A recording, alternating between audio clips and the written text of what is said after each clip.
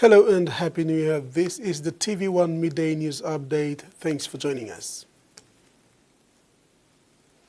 Prime Minister James Marape, in his New Year greetings to the country, thanked Papua New Guineans, public servants, the business community and international partners for their patience, resilience and cooperation throughout 2025. He highlighted how the country's economy demonstrated resilience in 2025 despite global inflation, rising fuel and food prices and supply chain disruptions beyond control. As PNG enters 2026, the first full year beyond the Golden Jubilee, the Prime Minister said the national direction will be anchored in the 2026 national budget, framed under the theme Security with Growth. As we enter 2026, the first full year beyond our Golden Jubilee, our national direction is anchored in the 2026 national budget, framed with the theme Security with Growth. This budget is not just an annual financial plan, it is a bridge between the first 50 years of our independence and the next 50 years of our national journey. The Prime Minister outlined the key priorities of the 2026 budget. Key priorities of 2026 budgets include protecting households and easing the cost of living.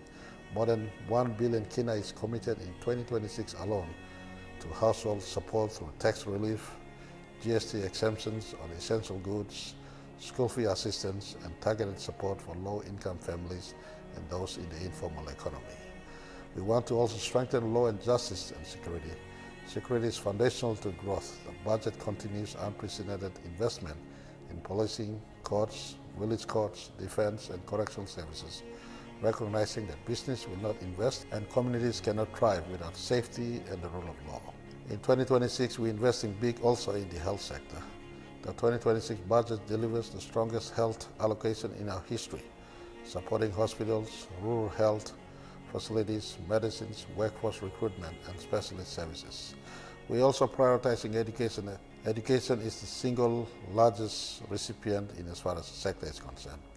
Education receives 16% of national expenditure. The national budget sustains investment in roads, bridges, airports, ports, powers, and telecommunications. The budget continues to strengthen agriculture, small and medium enterprises, rural livelihoods, ensuring growth is broad-based and inclusive, not dependent solely on extractive industries. And as the country welcomes 2026, the Prime Minister said this year will be a decisive year for institutional reform as part of Reset at 50. The government will embed ICT and artificial intelligence systems in public service recruitment and government procurement. Alongside development and reform, he said the government is also preparing responsibly for the 2027 national general elections. We are working closely with the Electoral Commission, security agencies and other state institutions to support voter enrollment, logistics, polling and counting arrangements, and the safety of voters, candidates and election officials. Our responsibility is not to influence the outcomes, but to ensure a peaceful, credible and orderly election where the will of the people is freely expressed and respected. Meantime, the Prime Minister extended his New Year greetings to everyone. Ruth Rungola, TV1 News. New Year's Eve celebrations lit up Ella Beach last night with a vibrant community turnout as residents welcomed 2026 in style under dazzling fireworks. Organized by the National Capital District Commission, the family-friendly event brought together families, youths and visitors for a night of entertainment and celebration.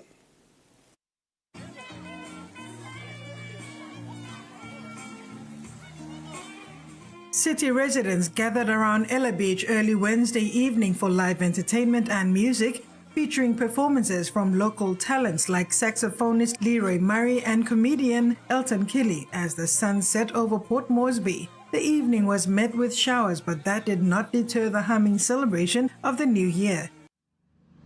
As we continue this journey into the next 50 years, which will arrive tomorrow in 2.5 hours' time, we must think about this moment, 2025.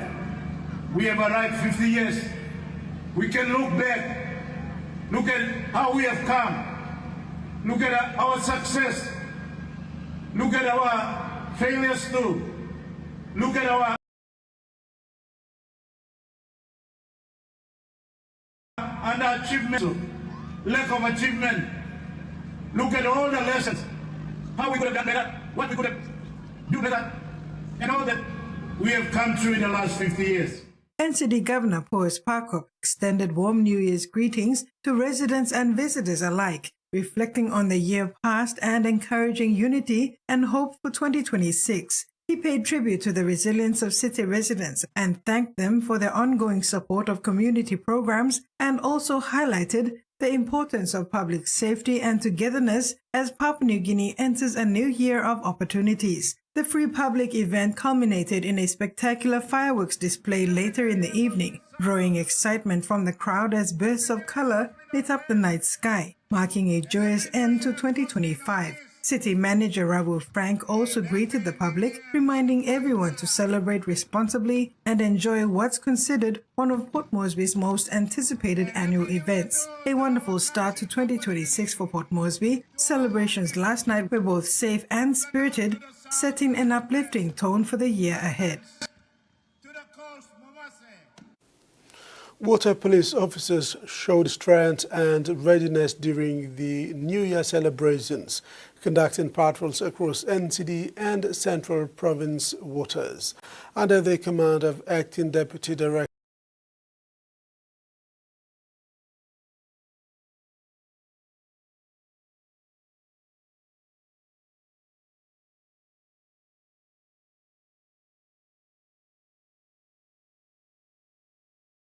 Inspector Yaku, water police members showed strength using their vessels, and the patrols focused on raising awareness among the laws. Police confirmed all NCD and Central Command units, supported by the Mobile Squad, Dog Unit and other operational units, were deployed for the New Year operation. Authorities reminded the public to celebrate responsibly, to avoid harming others and to ensure a safe New Year for everyone.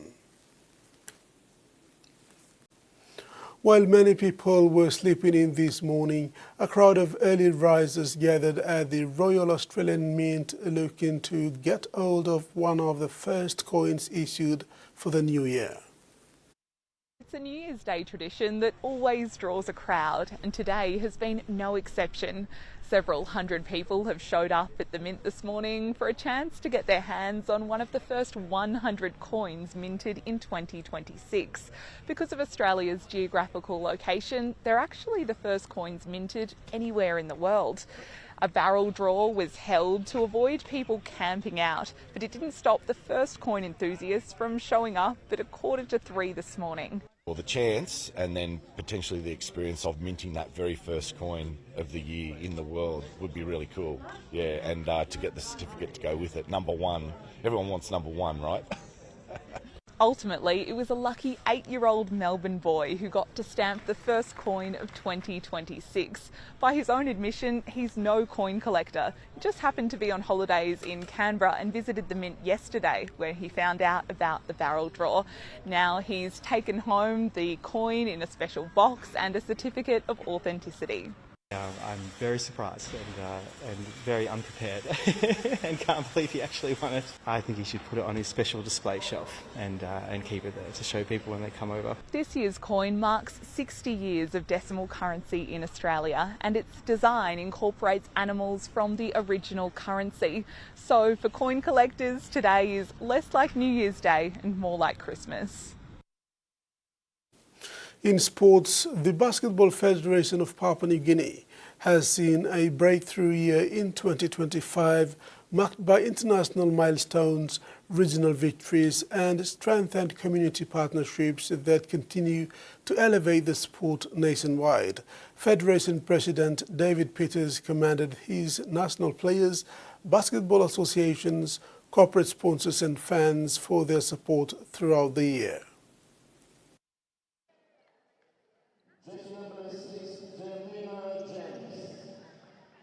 President of Basketball Federation of Papua New Guinea, David Peters, said that year 2025 has been a transformative year for basketball in PNG. BFPNG's achievements reflect the dedication of its athletes, partners, and communities. He made this comment while recounting their 2025 achievements. Peters said among their achievements, PNG's men's and women's 3x3 teams competed at the FIBA Asia Cup in Singapore in March 2025, with the men's team defeating the Maldives and the women's squad gaining valuable experience against Asia's best. He said another highlight of the year was when PNG's under-23 teams showcased emerging talent at the mini games in Palau in June, reinforcing PNG's commitment to future leaders of the sport. He said the outcome was welcoming. At the regional level, Peter said PNG's men's team reclaimed gold at the FIBA Melanesian Cup in Solomon Islands in October 2025, while the women's team secured silver, both teams qualifying for the 2027 Pacific Games. And in the country, they had an exceptional celebration of community talents at the Southern Regional Tournament in Alotau, where TVWAN women and Kerema men crowned champions. East New Britain hosted the NGI regional competition, while Highlands and Momase are working on finalizing their dates. Peters added that the initiatives such as the Prime Minister's Golden Oldies also promoted the Federation's efforts to address lifestyle diseases through active and healthy living. Reflecting on the success of 2025, the President said in 2026, PNG has a number of international tournaments, including Asia's 3x3 in Singapore and Women's 3x3 Olympic Challenge in Glasgow. Wedfindai, TV1 Sports. And that ends the midday news. Do join us at 6 tonight for more news and sports.